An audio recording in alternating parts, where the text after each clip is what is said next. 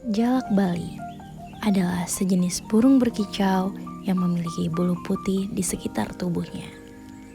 Sebutannya dalam bahasa Inggris memiliki nama ilmiah Leucopsar rothschildi yang ditemukan pertama kali pada tahun 1910. Karena penampilannya yang indah dan elok, jalak Bali menjadi salah satu burung yang paling diminati oleh kolektor dan pemelihara burung. Penangkapan liar, hilangnya habitat hutan, serta daerah burung ini ditemukan sangat terbatas, yang menyebabkan populasi cepat menyusut dan terancam punah.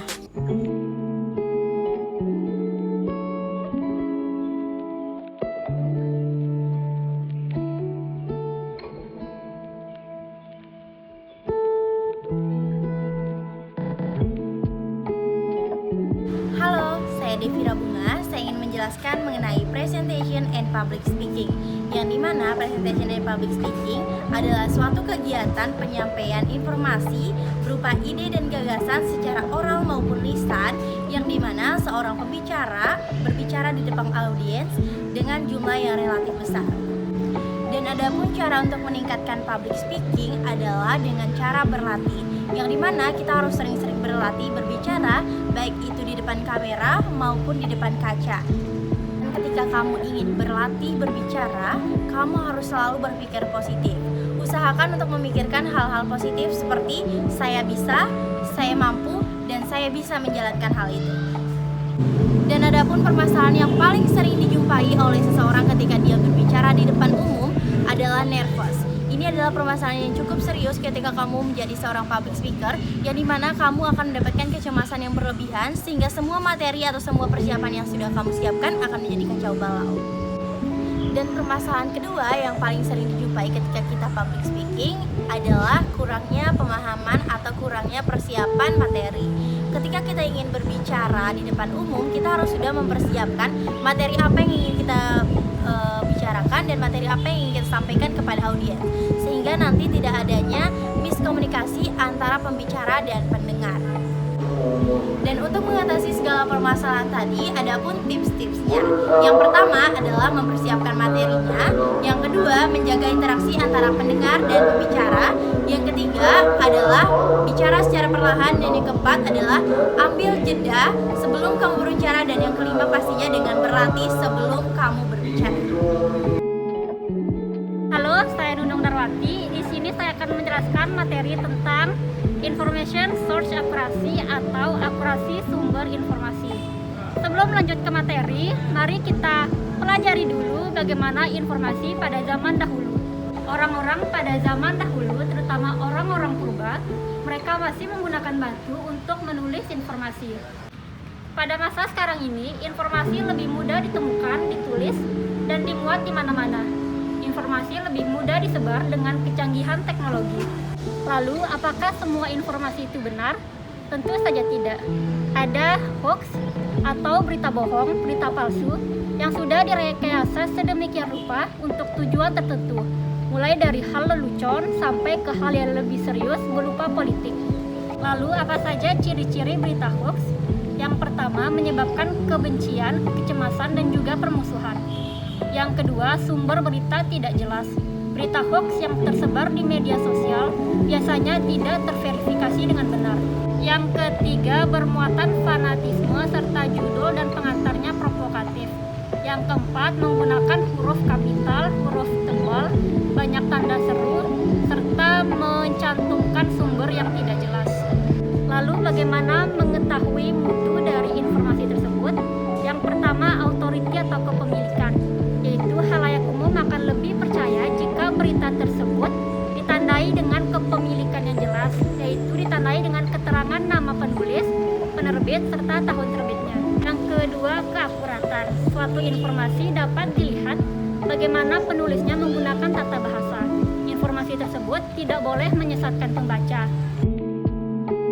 Halo, saya Intan Nova. Kali ini saya akan menjelaskan mengenai kompleks problem solving. Apa sih itu kompleks problem solving? Jadi kompleks problem solving merupakan gabungan antara kemampuan kita dalam berpikir dan kemampuan kita dalam mengemukakan alasan kita terhadap suatu kejadian nyata. Nah, kemudian dalam pengembangan kemampuan kompleks problem solving ini dibagi menjadi 6. Yang pertama, kembangkan pikiran positif. Kemudian yang kedua, identifikasi masalah. Kemudian yang ketiga, mencari ide. Yang keempat, evaluasi. Yang kelima, eksekusi. Dan yang terakhir adalah cek kembali. Nah, di sini saya akan menjelaskan contoh apa sih itu kompleks problem solving. Kita ambil contohnya studi kasus pada kecanduan gadget. Yang pertama, kita harus kembangkan pikiran positif. Contohnya, kita berpikir positif, apa sih itu fungsi dari gadget? Misalnya, gadget merupakan sarana yang sangat bermanfaat. Kemudian yang kedua, identifikasi masalah. Di sini kita cari akibat yang dapat ditimbulkan terhadap kecanduan gadget, misalnya gangguan mata, kemudian tidak bisa melewatkan hari tanpa gadget. Kemudian yang ketiga, di sini kita mencari ide. Mencari ide yang dimaksud adalah kita mencari solusi terhadap kecanduan gadget. Misalnya, kita dapat membuat timeline untuk bermain gadget. Kemudian yang kedua, kita mencari alternatif lain dari gadget. Misalnya, yang tadinya kita mencari hiburan di gadget, kita bisa menggantinya dengan menonton TV.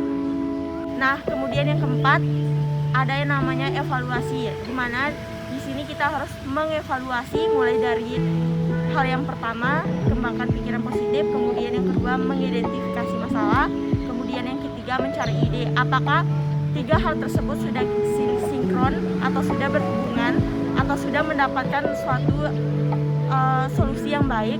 Kemudian yang kelima, ada yang namanya eksekusi, di mana kita melakukan hal-hal yang sebelumnya sudah kita ambil kesimpulannya di mencari ide. Kemudian yang keenam, cek kembali.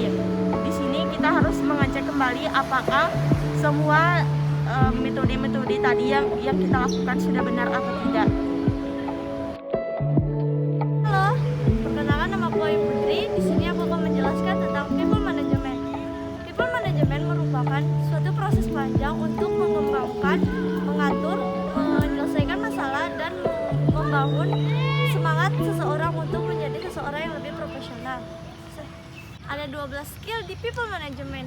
Yang pertama, komunikasi. Kedua, empati. Ketiga, training. Keempat, delegasi. Kelima, reward. Keenam, kesabaran. Ketujuh, fleksibel. Kedelapan, open minded. Kesembilan, jiwa kepemimpinan. Kesepuluh, kepercayaan. Kesebelas, adaptasi. Kedua-belas, organisasi. Ada beberapa cara untuk meningkatkan skill people management. Yang pertama, kita dapat menempatkan diri kita di posisi orang lain. Yang kedua, dapat menghormati orang lain. Yang ketiga, dapat mendelegasikan tugas dengan benar. Keempat, dapat menaruh kepercayaan kepada orang lain. Kelima, bersikap jujur. Keenam, jangan pernah malu meminta saran kepada orang lain. Materi terakhir yaitu berpikir kreatif. Berpikir kreatif sendiri erat hubungannya dengan kemampuan pemecahan masalah. Orang-orang yang punya kemampuan berpikir kreatif tidak hanya mampu menyelesaikan masalah-masalah non-rutin, tetapi juga dapat menemukan alternatif dari masalah-masalah tersebut. Berpikir kreatif menghubungkan gagasan-gagasan yang sudah ada dan nyata. Dan di dalam pikiran kita itulah sebenarnya gagasan-gagasan tersebut dihubungkan.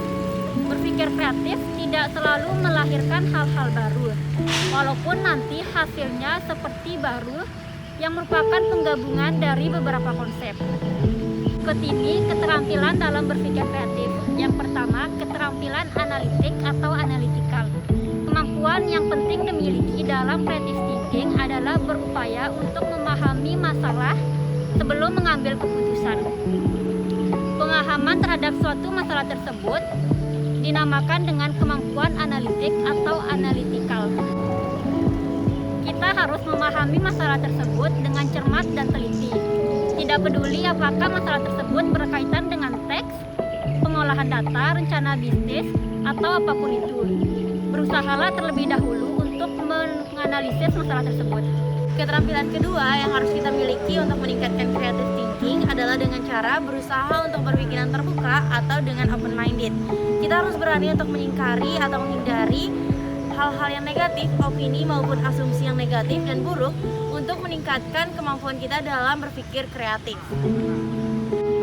Karena disadari atau tidak, pemikiran, asumsi maupun opini yang buruk hanya akan menghalangi kita untuk selalu meningkatkan creative thinking kita. Karena ketika kita selalu memikirkan hal-hal yang buruk, kita tidak berani untuk mencoba hal-hal yang baru karena pemikiran kita masih sangat sempit dan belum terbuka.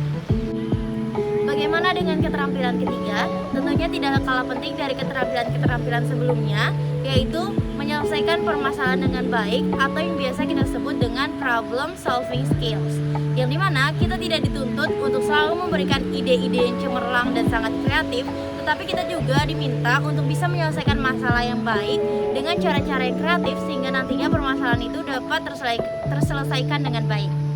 Dengan berorganisasi, kita akan terdorong untuk terus berpikir maju dan tertantang untuk ide-ide baru yang berkaitan dengan orang banyak. Selain itu, kita juga akan memiliki pola pikir atau mindset yang luas.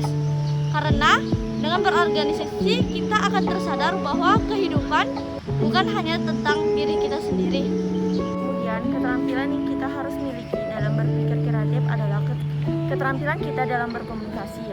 Misalnya, jika kita ingin mempresentasikan pikiran kreatif kita terhadap klien atau vendor, tentu klien atau vendor akan ragu atau tidak percaya terhadap kita jika kita tidak menyampaikannya dengan baik.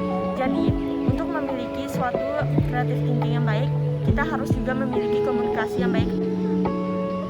Sekian materi yang dapat kita sampaikan dari kelompok Jalak Bali. Lebih dan kurangnya kami mohon maaf. Wassalamualaikum warahmatullahi wabarakatuh.